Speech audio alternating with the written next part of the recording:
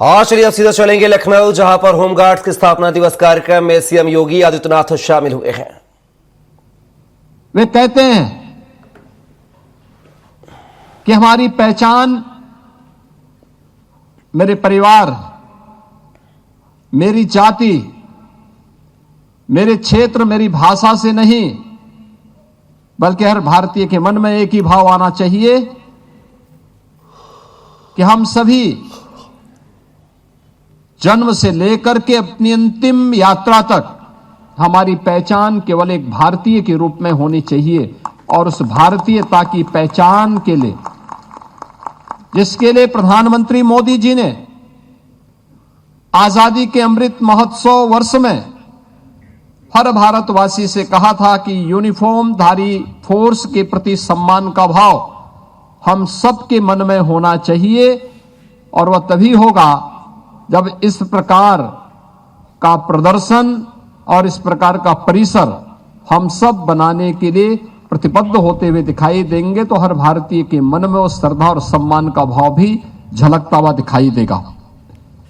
6 दिसंबर 1963 को उत्तर प्रदेश होमगार्ड की स्थापना हुई थी और तभी से यह संगठन अटूट सुरक्षा कवच की तरह उत्तर प्रदेश पुलिस बल का एक संबल बना हुआ है। और मुझे ये जानकर के बहुत प्रसन्नता की अनुभूति हुई कि महामहिम राष्ट्रपति के पदक से उत्तर प्रदेश होमगार्ड विभाग के 2024 में विशिष्ट सेवा के लिए 3, सराहनीय सेवाओं के लिए 11 और 2025 में सराहनीय सेवाओं के लिए 3 और भारत सरकार के 38 कमेंडेशन डिस्क से भी उत्तर प्रदेश होमगार्ड के जवानों को अलंकृत किया गया है। हम लोग अक्सर देखते थे कि होमगार्ड के लोग जवानों को उपेक्षित कर दिया जाता था, लेकिन अब राष्ट्रपति का सम्मान भी उन्हें प्राप्त हो रहा है। गृह मंत्रालय का भी पुरस्कार उन्हें सम्मानित कर रहा है। और मैं ऐसे सभी अधिकारियों और कर्मचारियों को जिन्हें आज यहां पर यह सम्मान प्रदान किया गया है, उन्हें हृदय से बधाई देता हूं। होमगार्ड संगठन अब केवल पुलिस के सहायक के रूप में ही नहीं है। अब तो आप देखते होंगे कि पुलिस के साथ कानून व्यवस्था और शांति का माहौल बनाए रखने में तो उनका योगदान मिलता ही है। यातायात के संचालन में, डायल 112 में इनका सराहनीय योगदान, चुनाव ड्यूटी के दौरान न केवल प्रदेश में बल्कि देश के अंदर भी विभिन्न राज्यों में इनकी डिमांड होती है। जेल की सुरक्षा में,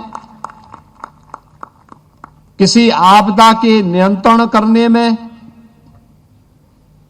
यानी हर प्रकार से ये लोग कार्य कर रहे हैं। जेल की सुरक्षा, सार्वजनिक इमारतों की सुरक्षा, बड़े आयोजनों में महाकुंभ के साथ साथ परीक्षाओं को सकुशल संपन्न कराने में भी आज यह संगठन कार्य कर रहा है। प्रदेश में वर्तमान में आपदा मित्रों की नियुक्ति हो रही है और मुझे प्रसन्नता है कि होमगार्ड विभाग ने राज्य आपदा प्रबंधन विभाग के साथ मिलकर 4000 से अधिक होमगार्ड के जवानों को इसका प्रशिक्षण उपलब्ध करवाया है। यहां मैं विशेष रूप से महाकुंभ 2025 का उल्लेख करना चाहूंगा, जिसमें होमगार्ड के 14,000 से अधिक जवानों को तैनात किया गया था और उन सभी को वहां पर उनकी सराहनीय सेवाओं की सबने प्रशंसा की थी। होमगार्ड विभाग आज अपनी वेबसाइट पर होमगार्ड मित्र ऐप के माध्यम से पारदर्शी और डिजिटल व्यवस्था विकसित करके वहां पर उनकी उपस्थिति, ड्यूटी भत्ता, यूनिफॉर्म भत्ता और भुगतान की हर जानकारी आसानी से इस ऐप के माध्यम से उन्हें उपलब्ध कराया जा सकता है। मैंने स्वयं भी इस चीज को अनुभव किया है कि प्रदेश के अंदर होने वाले पर्व और त्योहारों में, विभिन्न आयोजनों में, अंतर्राष्ट्रीय योग दिवस, आजादी के अमृत महोत्सव और तिरंगा जो मार्च होता है,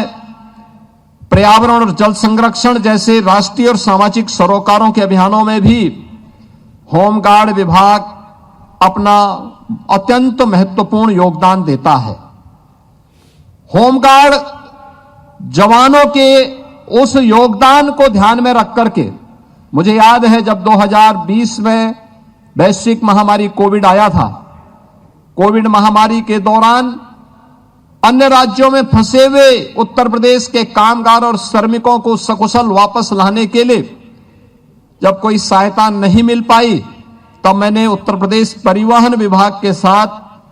हर वाहन में एक दो होमगार्ड के जवानों को लगाया था और उन जवानों ने अपनी जान की परवाह नहीं की। प्रदेश के एक एक व्यक्ति को बचाने के लिए उन्होंने वहां पूरी निष्ठा के साथ योगदान दिया था। तब मैं यहां पर पहली बार